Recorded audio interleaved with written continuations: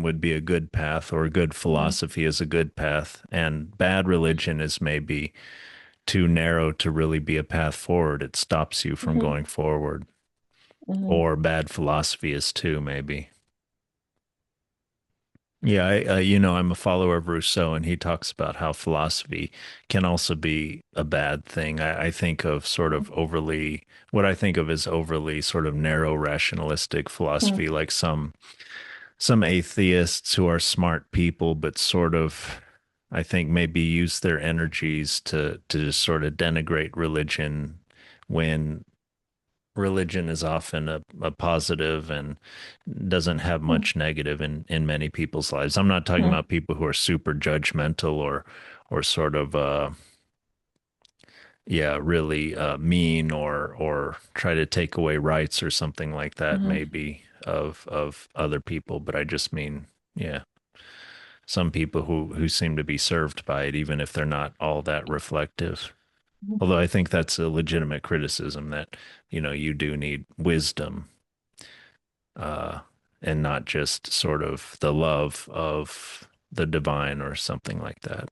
And I Mm-hmm. think, I've told you about how Vervaeke's critique of Christianity is that many times, because of the emphasis, the maybe sole emphasis on love, uh, sometimes uh, Christians don't emphasize the wisdom enough. So I think that's a legitimate critique. Yeah. But yeah, you said that there's a dragon been growing in our society. I think some people try to address it with politics. Um, Mm-hmm. and I think politics, is sort of how people get together and solve problems without creating too many new problems, and also give a vision forward, a sort of reason for being to whatever the group that they have responsibility Mm-hmm. over.